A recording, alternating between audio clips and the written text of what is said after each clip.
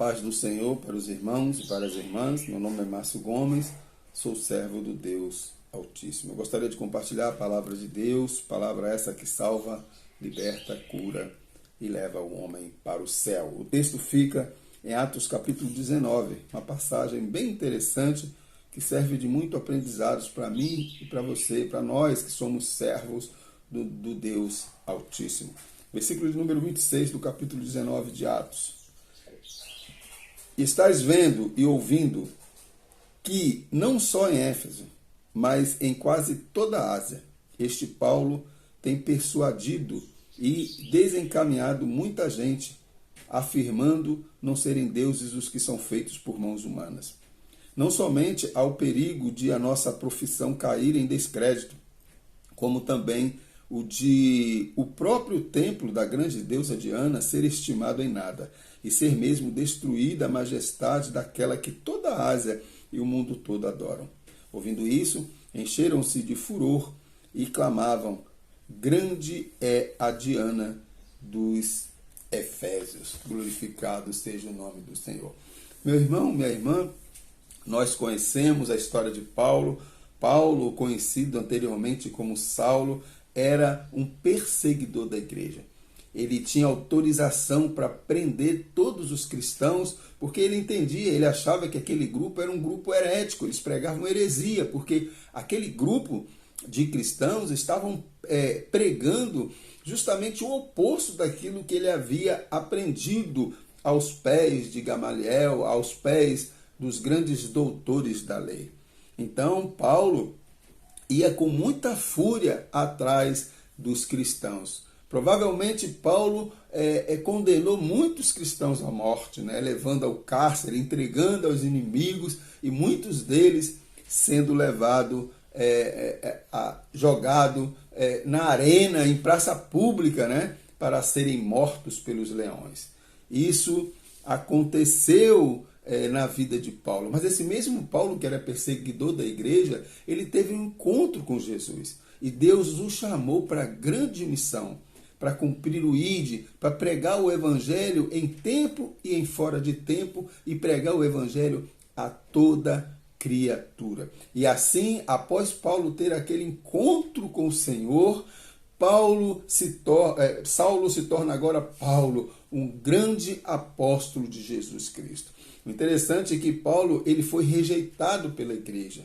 Ele foi rejeitado até por alguns apóstolos, mas ele conseguiu, ao longo do tempo, ganhar a confiança dos homens de Deus, e eles compreenderam que verdadeiramente Paulo foi escolhido por Deus para a grande missão. Mas o que levou os apóstolos a entenderem e compreenderem que Paulo verdadeiramente foi escolhido por Deus foi a sua atitude, o seu comportamento, a sua caminhada. Paulo começou a pregar o evangelho em todos os lugares, a todos os povos, e viajava e pregava e fez discípulos.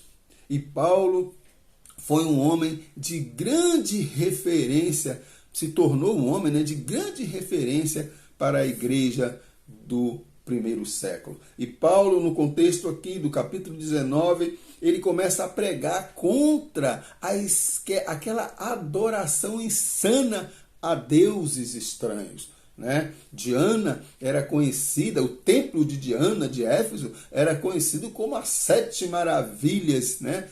Uma das 7 maravilhas do mundo, ou seja, era uma coisa espetacular. E as pessoas iam lá, adoravam, existiam até prostitutas cultuais, era uma idolatria terrível. E apóstolo Paulo começa a pregar, começa a dizer que aquilo ali não é de Deus, começa a dizer que aquelas imagens têm boca, mas não falam, têm ouvido, mas não veem, têm ouvido, mas não ouvem, têm olhos, mas não veem, têm nariz, mas não cheiram, têm mãos, mas não apalpam.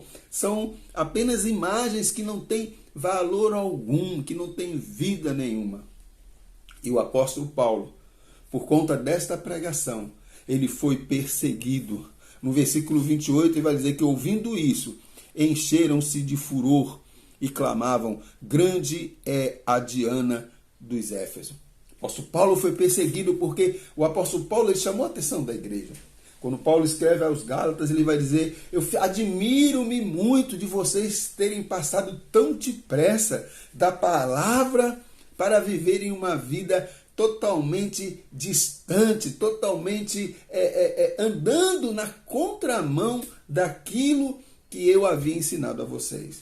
Vocês estão adorando mais a criatura do que o Criador. O apóstolo Paulo, pregando, ele sempre chamou a atenção da igreja, meu irmão, minha irmã, a voltar ao primeiro amor, a voltar à centralidade das Escrituras. Quando a gente vê as 7 cartas, né, escritas às igrejas, lá em Apocalipse, a gente vê que todas as igrejas, quase todas as igrejas, tinham algo que precisava ser confrontado. E é isso que eu quero chamar a atenção dos irmãos e das irmãs. É que nós, como servos do Senhor, nós precisamos confrontar este mundo pecaminoso. Nós não podemos nos conformar com este mundo, mas nós precisamos transformar pela renovação da nossa mente. É a nossa responsabilidade. Quando Jesus nos entregou a grande comissão, dizendo: ide por todo mundo, pregai o evangelho a toda criatura, ensinando-os a observar tudo que eu vos tenho mandado, Jesus está dizendo para mim e para você que nós precisamos confrontar o pecador, nós precisamos confrontar a igreja, nós precisamos confrontar os irmãos, nós precisamos confrontar todos através da palavra. Então, quando o grupo estiver se desviando da palavra de Deus, nós, como servos e servas do Senhor, nós precisamos chamar a atenção deste grupo para que eles possam voltar à centralidade das Escrituras. Infelizmente, nós estamos no meio, a igreja deste século, né? Estamos vivendo uma era de crentes, infelizmente, de crentes covardes, crentes que não têm coragem de abrir a boca, crentes nominais, crentes frequentadores de igrejas, que não têm coragem de abrir a boca para confrontar o pecado. Estamos vivendo uma era do evangelho motivacional. Estamos vivendo uma era da igreja show. Estamos vivendo uma era do amor. A igreja do amor. Vamos amar. Vamos trazer o pecador, mas não há um confronto do pecado. Sabe por quê? Porque quando você confronta o pecador, quando você chama as pessoas a atenção acerca do pecado, acerca dos seus comportamentos, vai acontecer o que aconteceu aqui no versículo de número 28. Ouvindo isso, encheram-se de furor e clamavam: grande é a Diana. É isso que tem acontecido. As pessoas estão adorando o mundo. As pessoas não querem ser confrontadas. As pessoas querem ouvir palavras afáveis, palavras boas, palavras que agradam, palavras que vai agradar e massagear o seu ego. Você pode, você é capaz, você é filho do rei, você é filho do dono do ouro e da prata, você pode ser próspero, você quer uma cura, Deus vai te curar. Você está com um problema na família, Deus vai resolver este problema para você. Você quer ser próspero? Você vai ser próspero. Deus vai te abençoar. A tua empresa vai prosperar. É muito maravilha, é muitas bênçãos. Mas quando alguém confronta e começa a dizer que você precisa mudar o seu comportamento, você precisa mudar a sua atitude, você precisa voltar às centralidades das Escrituras. O apóstolo Paulo, escrevendo aos Efésios, ele vai dizer: aquele que pecava, não peque mais, antes, aquele que furtava, não furte mais, antes trabalhe com suas próprias mãos, para que venha a ter com que acudir ao necessitado. Longe de vós toda ira, toda cólera, toda gritaria, toda blasfêmia, tudo aquilo que não agrada a Deus, afaste disso, diz o apóstolo Paulo. O salmista, no Salmo 1, vai dizer: bem-aventurado o varão que não anda segundo os conselhos dos ímpios, nem se detém no caminho dos pecadores. A palavra de Deus, em 2 Crônicas 7,14, vai dizer: se o meu povo que se chama pelo meu nome se humilhar e orar e se converter dos seus maus caminhos, então eu ouvirei dos céus, perdoarei os seus pecados. Este tipo de pregação não agrada a igreja. Este tipo de pregação não agrada a ninguém. As pessoas querem ouvir apenas aquilo que vá satisfazer os seus desejos e as suas vontades. Estamos precisando, meu irmão, minha irmã, eu falo sem medo de errar, urgentemente, de uma nova reforma na igreja protestante. As igrejas protestantes estão se transformando em tudo menos igreja. Está uma verdadeira bagunça, está uma verdadeira heresia. É gente dizendo que a Bíblia precisa ser reinterpretada. É gente trazendo pessoas na prática do pecado, trazendo para dentro da igreja e deixando essas pessoas permanecerem na prática do pecado, porque Deus ama a todos. Não tem problema o seu comportamento. Deus ama a todos, é uma maravilha. Que evangelho é esse que estão pegando, meu irmão, minha irmã? O apóstolo Paulo entregou a sua própria vida, botou em risco sua própria vida para não abrir mão das sagradas escrituras. No final da sua carreira, o apóstolo Paulo vai dizer: combati um bom combate, encerrei a carreira, mas guardei a fé. Palavras do apóstolo Paulo. Fui perseguido, fui torturado, fui preso, fui massacrado. Você está contente tanto na abundância como na escassez, mas tudo posso naquele que me fortalece. Será que eu e você, será que nós queremos ser como o apóstolo Paulo ou queremos ser como um Judas que andou com Jesus, ouviu o evangelho, mas nunca fez parte da igreja?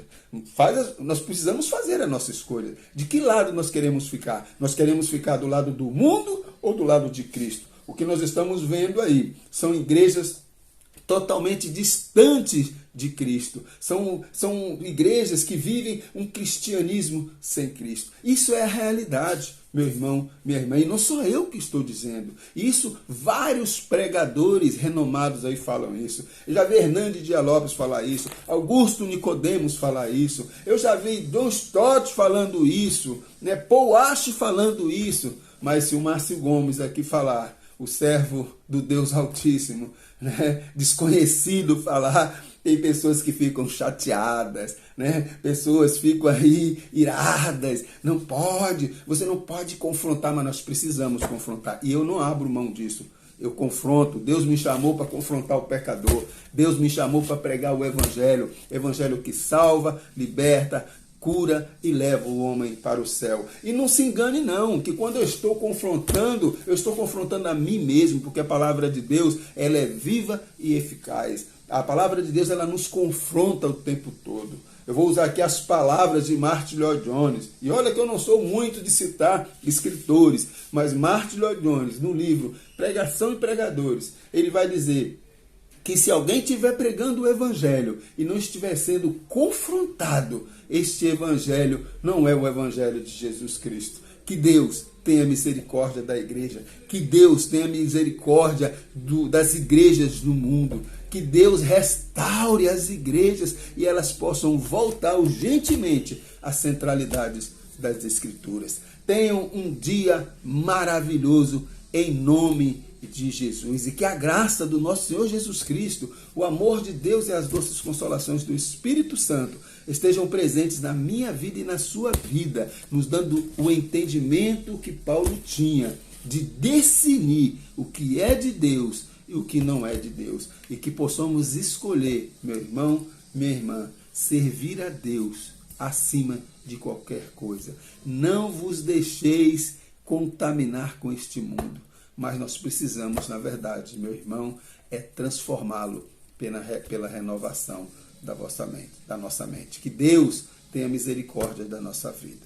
Que o Senhor te abençoe e te guarde. Que o Senhor faça resplandecer o seu rosto sobre ti e tenha misericórdia de ti. Que Deus nos abençoe e nos guarde, em nome de Jesus.